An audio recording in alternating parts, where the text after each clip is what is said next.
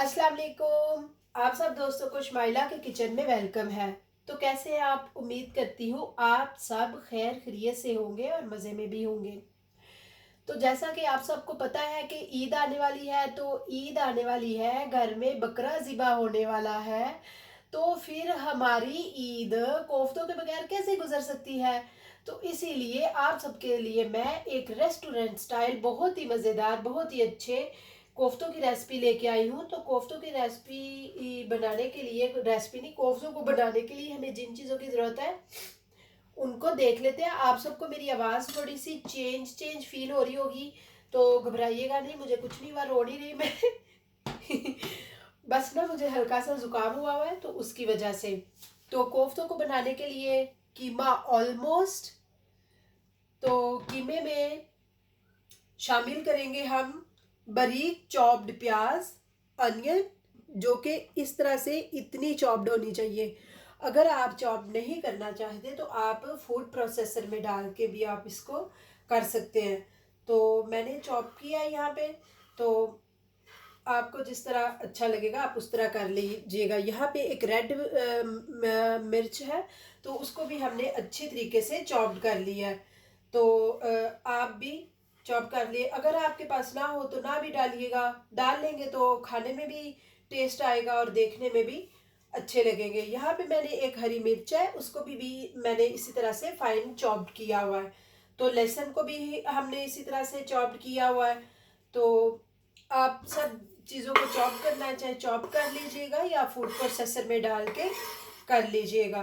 तो इधर हमारे पास अदरक है, तो जिंजर यानी कि जिंजर का पेस्ट है, तो मैं अब इसको आधा यहाँ पे इस्तेमाल कर लूँगी, तो आधा फिर मैं इसको मसाले के लिए रख लूँगी। तो अब हम इसमें अपने मसाला जात डालेंगे। एक हैंडफुल धनिया भी डाल लेंगे पहले। चले जी, हैंडफुल धनिया डाल लेंगे, थोड़ा सा बचा लेंगे गार्निश के लिए। तो इसके अलावा हमारे पास मसाले हैं जो कुछ यूं है। एक टीस्पून जीरा पाउडर, एक टीस्पून सूखा धनिया पाउडर, एक टीस्पून गरम मसाला, एक टीस्पून लाल मिर्चे का पाउडर, एक टीस्पून नमक, एक टीस्पून बादामों का पाउडर, एक टीस्पून काजू का पाउडर। तो ये सारी चीजें हम शामिल कर लेंगे।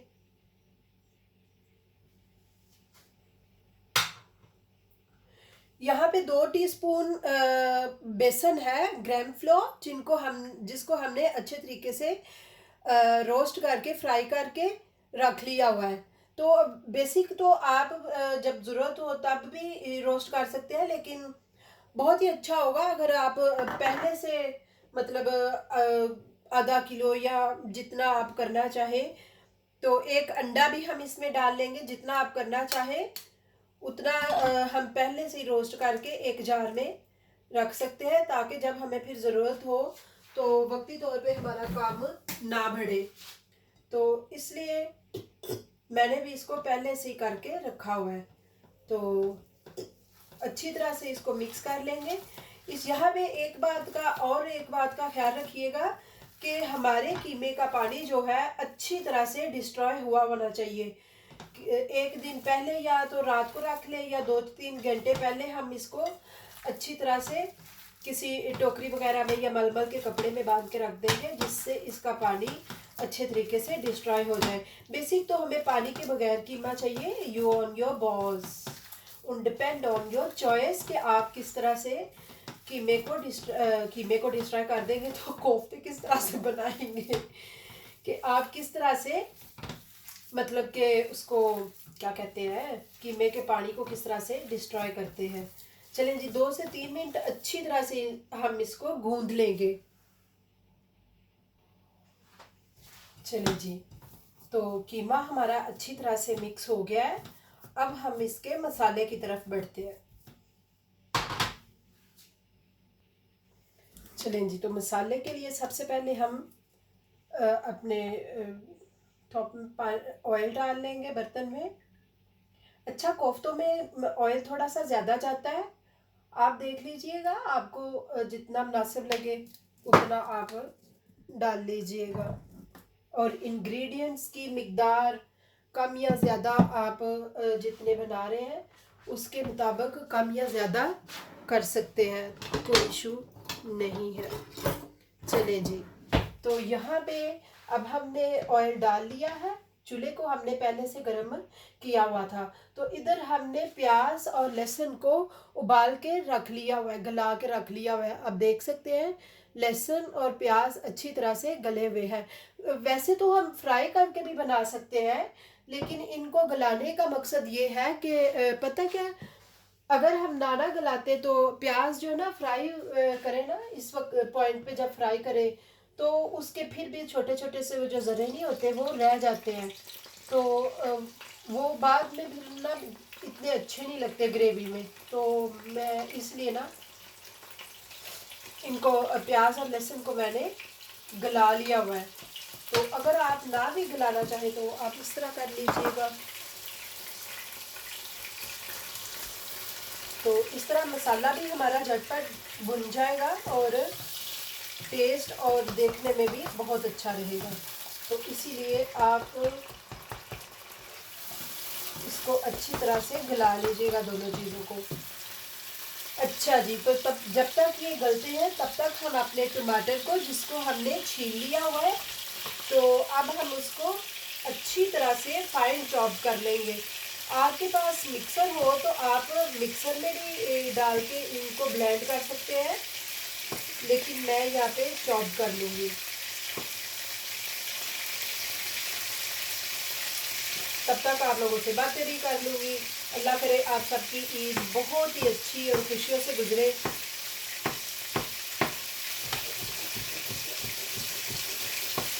साथ साथ हम अपने मसाले को नहीं भूलेंगे, हिलाते जाएंगे। देखा, अब डालते वो अच्छी तरह से मैश हो गया। अगर हम मतलब नाना ब्राउन करते तो इतने अच्छी तरीके से मैश नहीं होना था।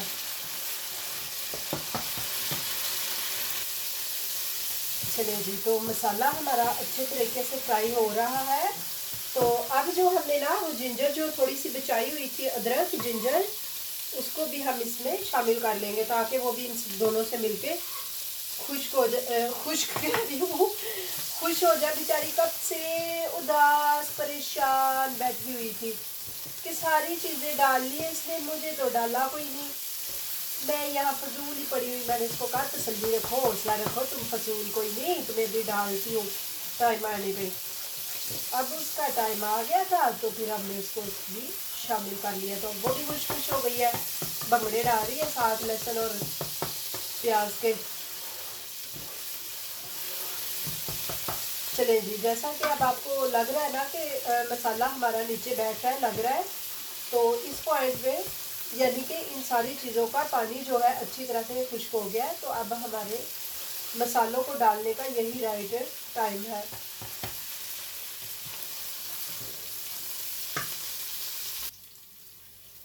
चले जी, अब इस पॉइंट पे हम अपने मसाले डाल लेंगे जो कि कुछ यूँ है। 1 टीस्पून बादाम का पाउडर, 1 टीस्पून काजू का पाउडर, 1 टीस्पून ज़ीरा पाउडर, 1 टीस्पून सूखा धनिया पाउडर, 1 टीस्पून फाफरी का पाउडर जिन्हें कश्मीरी मिर्च भी कहा जाता है, कश्मीरी लाल कश्मीरी मिर्चों का पाउडर, 1 टीस्पून गरम मसाला, हाफ टी स्पून हल्दी, 1 टीस्पून नमक। तो ये सारा कुछ हम इसमें डाल देंगे।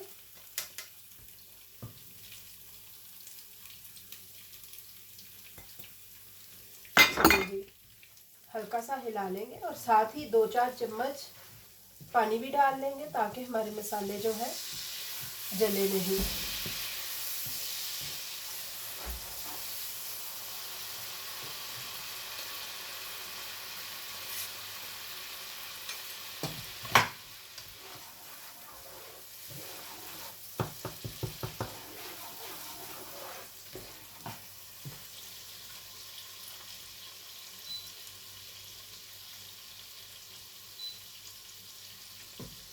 अब 4 से 5 मिनट हम इसको भून लेंगे। जी, तो यहाँ पे हमने 4 से 5 चम्मच दही के रखे हुए हैं, 2 चम्मच भर भर के हम अभी डाल लेंगे। साथ ही ऐसे हम इसको थोड़ा सा फेंट देंगे।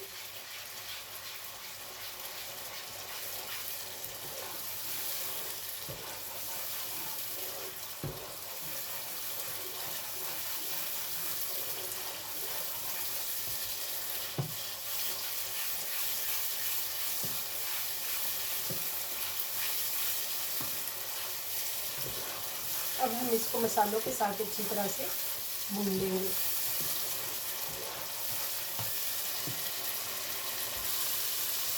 चलिए जी, तो हमारा दही बहुत खुश हो गया मसालों के साथ। तो अब हम इसमें अपने, अब देख रहे हैं कितनी अच्छी तरह से चॉप किए हुए हैं। थोड़ा सा और इसको कीमा बना देंगे इसका।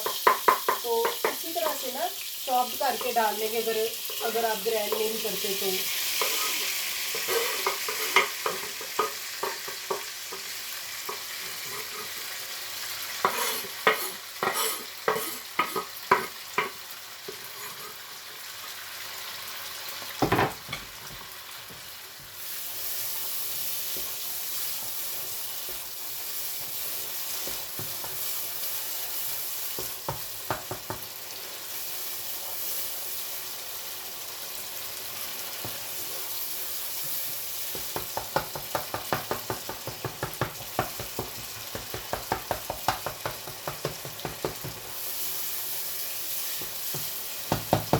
तो ढक लेंगे जब तक हमारे टमाटर अच्छी तरह से मैश ना हो जाए।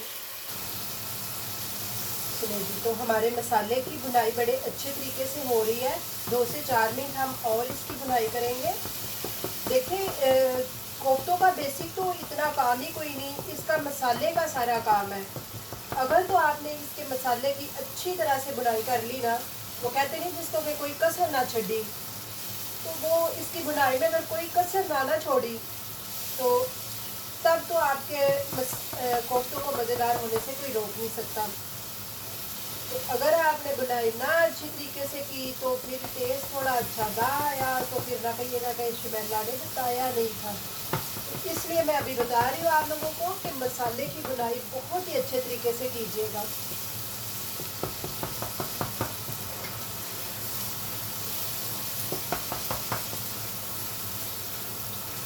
अब देख रहे हैं हमारा ऑयल जो है सेपरेट हो गया मसाले से, लेकिन अभी भी फिर भी हम इसको और भूनेंगे।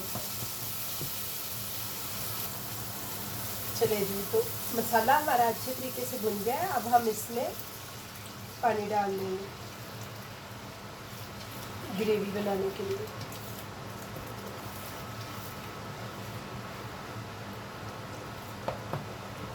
बस और डाल देंगे।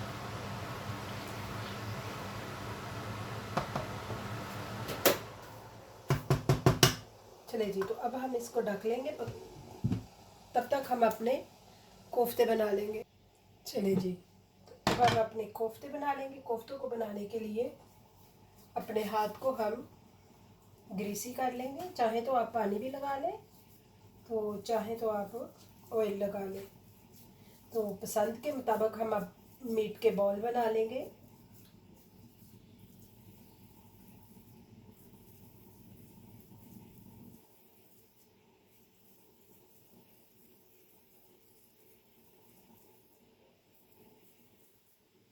याद रखें हमारे बॉल्स में क्रैक नहीं होने चाहिए। क्रैक होंगे तो इनके टूटने के चांसेस हो सकते हैं। तो इस तरह से आप देख सकते हैं कि हमारे कोफ्तों में बिल्कुल भी क्रैक्स नहीं है। तो इसी तरह हम बाकी सारे भी बना लेंगे। चलें जी, तो हमारे सारे कोफ्ते बन के तैयार हो गए हैं। आप देख सकते हैं कि किसी भी एक कोफ्ते में क्रैक वगैरह नहीं हुए। तो क्रैक वगैरह नहीं होने चाहिए। अगर क्रैक होंगे तो आपके कोफ्तों के खुल जाने के चांसेस होंगे। इसीलिए ख्याल कीजिएगा कि क्रैक ना हो। तो अगर तो आपका शोरबा कम है तो थोड़ा सा और पानी डाल लीजिएगा, क्योंकि अभी हमने इनको 10 से 15 मिनट पकाना है। चलिए जी, तो अब देख रहे हैं कि मेरा भी थोड़ा सा कम हो गया हुआ है। तो अब कोफ्तों के जाने से शोरबे का टेम्परेचर कम हो जाएगा, इसलिए हम चूल्हे के फ्लेम को हाई कर लेंगे।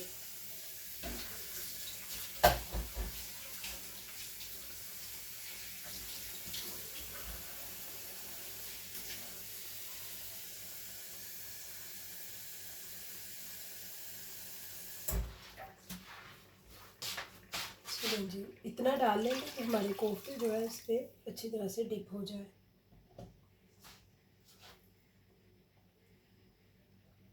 चूल्हे के फ्लेम को हमने हाई कर लिया है। और दूसरा, कई लोग कहते हैं कि कोफ्तों को पहले फ्राई करना चाहिए और फिर उनको पकाना चाहिए। वैसे भी पका सकते हैं और अच्छे भी पकते हैं, लेकिन पता क्या है, ऐसे पकाने से इनका टेस्ट और भी अच्छा हो जाता है। उसकी रीज़न पता क्या है, अब जब हम मीट के बॉल्स को, कोफ्तों को इसी तरह जब डायरेक्ट ग्रेवी में डाल रहे हैं, शोरबे में डाल रहे हैं, तो अभी से इनको उसका टेस्ट मिलने लग जाएगा। तो जब अभी से इनको उसका टेस्ट मिलने लग जाएगा, मसालों का, सबका, तो फिर जाहिर है फिर ये ज़्यादा जूसी भी होंगे और ज़्यादा नरम भी होंगे और इनका टेस्ट भी ज़्यादा अच्छा होगा। अच्छा, तो इनके खुल जाने की रीज़न पता क्या होती है, बाज़ औक़ात हम डालते ही इनको हिलाना शुरू कर देते हैं। तो यही हमारी सबसे बड़ी गलती होती है। कोफ्तों को डालते ही हमें कभी भी हिलाना नहीं चाहिए। तो अब देखिए, हमने इनको डाल दिया ना, 10 मिनट तो इनको हाथ तक नहीं लगाना हमने, बल्कि इनको ढक के तो हमने भूल जाना है। तो 10 मिनट तक इनको इसी तरह पकने देंगे, फिर बाद में हम इनको हिला लेंगे। मिलते हैं फिर 10 मिनट में तक। चलिए जी, तो हमारे कोफ्ते अच्छी तरीके से पक रहे हैं। तो अब हमें जितनी ग्रेवी चाहिए उतनी ग्रेवी रख लेंगे और बाकी जो पानी है उनको खुशक कर लेंगे। आप देख सकते हैं कि हमारा एक भी कोफ्ता जो होता है ना, एक भी मीट बॉल है वो जो नहीं खुला है। तो अब 10 से 15 मिनट पकाएंगे और फिर हम इनको डिश आउट कर लेंगे।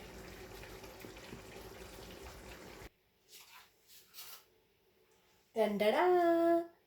तो आप देख सकते हैं कि हमारे कोफ्ते पक के तैयार होके डिश आउट हो गए हैं। तो बहुत ही मज़े के लग रहे हैं, बहुत ही अच्छी खुशबू आ रही है, पूरे घर में खुशबू फैली हुई है और कह रहे हैं कोफ्ते, कोफ्ते, कोफ्ते। तो बहुत ही मज़े की खुशबू आ रही है सच्ची। तो मैंने साथ मटर वाले चावल बनाए हैं, नमकीन, साथ में मैं रोटियां बनाऊंगी। तो आप जिस चीज़ के साथ चाहिए खा लीजिएगा। आप तो नान के साथ खाएंगे ना, तो आप लोग जिससे चाहिए खा लीजिएगा। तो बहुत ही अच्छे बने हैं।